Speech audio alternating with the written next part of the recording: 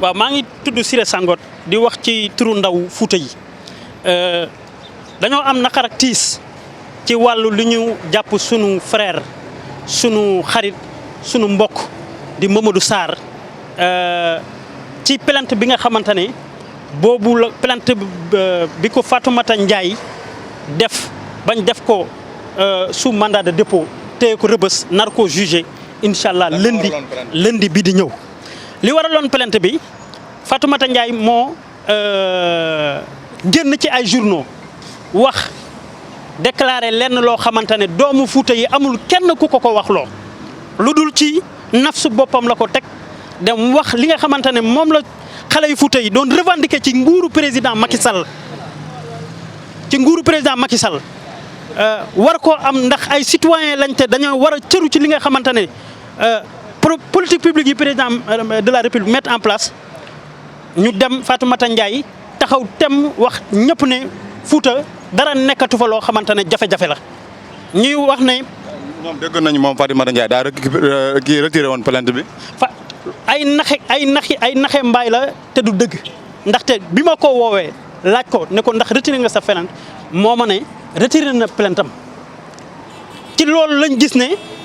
waa dëkk libéré wuñu Mamadou Sarr daal di koy yóbbu sous mandat ci parquet marqué def ko sous mandat de dépôt ñu xam ne kon nag kii da doon foowee suñu xel ba tey jii nii da doon foog parce que foo na ak waa Fouta yëpp ndax xeex bi nga xamante ne Fouta da ko yëkkati woon ngir am àq ak yelleefam bi mu war a am ci nguuru Macky Sall ndax amu ko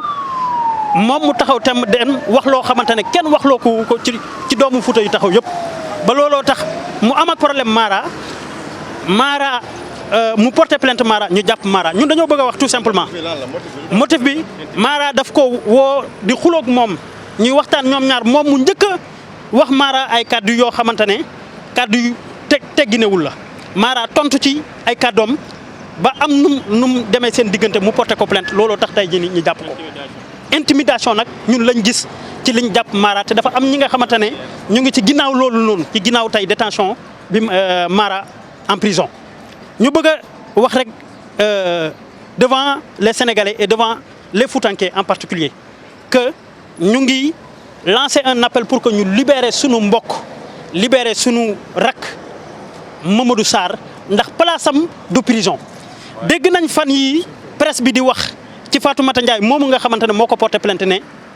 dañ koo jox xaalis looloo tax mu changé veste daal di taxaw naan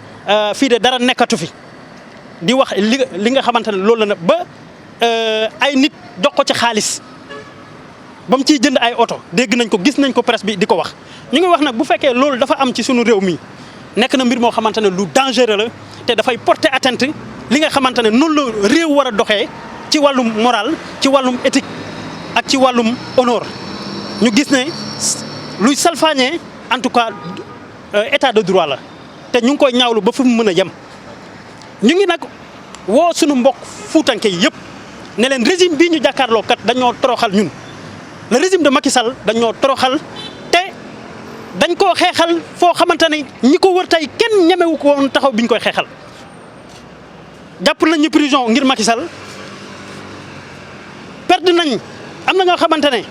perdre nañ seen sëy ngir Macky Sall te ñu ngi ci jeune Fouta yi am ñoo xamante ne tey jii nii seen njàng dafa yàqu ci université sénégalais te li ko waraloon amul leneen lu dul seen engagement pour que Macky Sall mën a yegg au pouvoir tey jeunes yooyu noonu ñoo taxaw di laaj seen gëdd seen droit seen àq ak yelleef ñu leen di jël di leen métital di leen naqaral loolu moo tax ñuy woo mbokk Fouta yi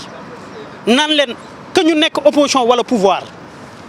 benn réponse rek lañ am ci li nga xamante ne tey jii ni nguuru Macky Sall mu ngi koy def ndawu Fouta yi réponse boobu nañ voté benn vote sanction élection locale yii di ñëw ñun ñëpp nañ taxaw temm bañ a voté alliance pour la république ñu def benn vote sanction ba pare taxaw temm nar a xeex képp ku fi waxu troisième mandat dañoo pare pour teg ci suñuy bakkan loolu dañ ko on est prêt pour ça te incha allahu rabbi danañ def la nga xamante ne loolu la ñu war a def dem ba Fouta wax ak suñuy mbokk yi conscientiser leen wax leen exactement ñun li ñu dund ak président Macky Sall ak lum ñu defal ak war gi ñu war ci biir alliance pour la république. d'accord bii mooy seen premier plan d'action. bu ngeen amul lu ngeen bëgg lan mooy seen plan B bi ngeen fas yéene. waaw li ñu njëkk a bëgg tey jii nii mooy ñu libéré ñu suñuy rakk. Sunu frère Mamadou Mara Mamadou Sarr. La libération de Mara nous l'exigeons dans l'immédiat. li ci des li nag ci terrain politique lañ koy réglé mbir mi nekkatul ay taxaw ci ay réseaux sociaux ay journaux wala di xaste di saagante wala di dem ay tribunal nekkatul foofu xeex bi tey terrain politique bi lañ koy transposé te incha allahu rabbi dinañ dem waxtaan ak sunuy mbokk waxtaan ak sunuy rakk waxtaan ak sunuy yaay sunuy baay waxtaan ak sunuy famille waxtaan ak sunuy communauté tey jii nii ñu xam ne nekkuñ lu dul di utiliser la communauté Peul pour des fins politiques. te incha allahu rabbi loolu dinañ ko xeex parce que bu ñu jàppee ay ñun tey ñi nga xamante ne ñoo xeexal Macky Sall ba mu yegg au pouvoir ñu ñuy leen def lu mel ni. Mara libéré voilà libéré Mara libéré ñëpp xam nañ ne toujours da doon wax que ne moom APR la nekk. absolument tey yan ban taxawaay ngeen ci gis jëm ci ñi nga xamante ne ñoo nekk APR ndax tout le temps moom da doon xeexal naan. waaw loolu rek mooy war gi ñuy wax gi parce que Mamadou Mara dafa taxaw xeexal président Macky Sall xeexal ay leaders yi mu nekkaloon Podor. xeexal pour ay leaders yu nekk Matam ba Kanel ñëpp teg ci seen bët mais tey jii nii lii lañ ko fay garder ko en prison parce que tout simplement dafa taxaw ngir xeex ak yelleefu jeunesse bu Fouta pour ñu mën leen jox tamit seen wàll ci li nga xamante ne mooy nguuru président Macky Sall. kon nag comme loolu la ñuy fay ñun tamit danañ leen wan nan la ak naka la ndax élection locale la ñu jëm te préparé wu nañ incha allahu rabbi dinañ ci tax xar sunu tànk tubéy. incha allahu rabbi def ci lañ ca war a def lépp ba mën a faire perdre ce pouvoir là et ñu ngi xaar tamit troisième mandat ba kenn tuddal ko waa Fouta pour que ñun waa Fouta ñu mën a daal ñu def incha allah. libéré Mara libéré Mara libéré Mara libéré Mara. Je m'appelle Siré Sangot, porte-parole du jour, n'est-ce pas, du collectif des jeunes, du membre des jeunes du Fouta. Réunis aujourd'hui autour des jeunes du Fouta, nous souhaitons porter une communication à l'endroit des Sénégalais en général et des populations du Fouta et de sa diaspora en particulier. Aujourd'hui, c'est avec amertume que nous vivons la détention de notre frère et ami Mamadou Sarr, dit Lil Mara, membre fondateur du mouvement Fouta Tampi suite à la plainte de Fatoumata Ndiaye. Exclu de ce mouvement, nous rappelons à cette dernière qu'elle n'a aucune importance aux yeux des braves hommes et femmes qui luttent avec ardeur pour la cause du Fouta et ne peut en aucune manière saper la dynamique sur laquelle les jeunes du Fouta prendront en charge les préoccupations des Foutanké. C'est par pure mauvaise foi qu'elle nous a signifié avoir retiré la plainte contre notre ami et frère Lil Mara alors qu'il n'en est absolument rien. Nous demandons purement et simplement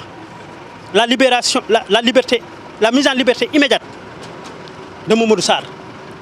Chers journalistes, nous avons compris que ce régime, que nous avons tout donné, que ce régime pour qui la jeunesse du Fouta avait répondu favorable à l'appel solennel de Macky Sall en décembre 2008 pour s'engager dans la voie de Yoonu Yokkute. Ce régime pour qui les jeunes du Fouta ont sacrifié leur avenir dans le dessein ultime de porter Macky Sall à la magistrature suprême afin d'être rétribués à la hauteur de leur engagement citoyen et politique. Et en train aujourd'hui de recevoir les plus durs coups de son histoire, fomentés de bout en bout par des faucons du palais sous un regard complice. Nous ne méritons pas ce traitement eu égard à tous ces sacrifices que nous avons consentis pour l'Alliance pour la République. Les jeunes du Fouta ne méritent pas d'être emprisonnés parce qu'ils revendiquent leurs droits. Nous réclamons un dû légitime, comme tous les autres Sénégalais. Mesdames, Messieurs, nous avons entendu la presse faire état de compromis qui seraient entretenus entre des responsables du régime avec la dame Fatoumata Ndiaye, que nous déclarons d'ailleurs persona non grata dans le Fouta. Avoir reçu des prébendes en contrepartie de la mise à mort de toute initiative qui interpelle l'obligation gouvernementale sur les préoccupations du Fouta. Si ces faits rapportés par la presse sont avérés, ils portent gravement atteinte à l'éthique, à la morale et à l'honneur que constituent les fondements d'un état de droit.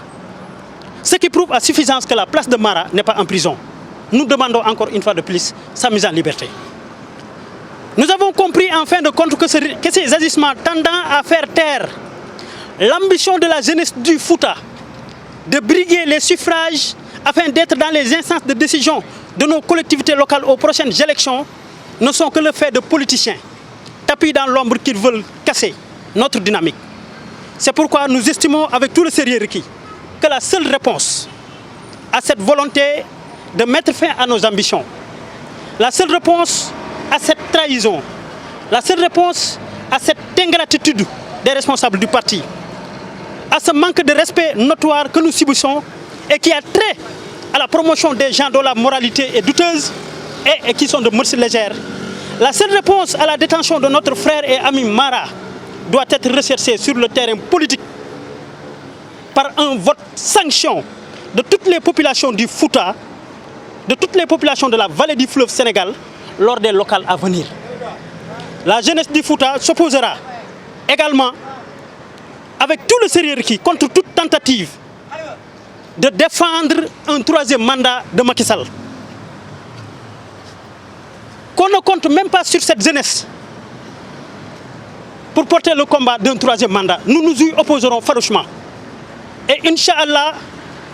pour la mise en œuvre de nos plans d'action,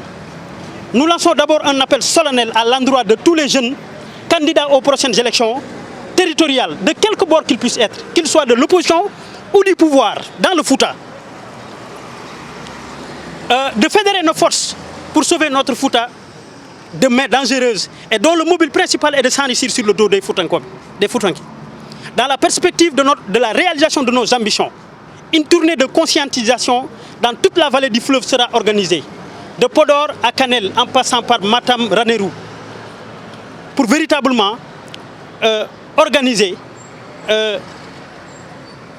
cette prise de conscience de nos populations fondamentalement sur ce que sa jeunesse est en train de vivre. Nous lançons donc à tous les candidats, qu'ils soient de l'opposition, qu'ils soient du pouvoir, de procéder à une union sacrée pour véritablement défendre les nobles causes, n'est-ce pas, qu'est la préoccupation des Foutankois. Je vous remercie de votre attention.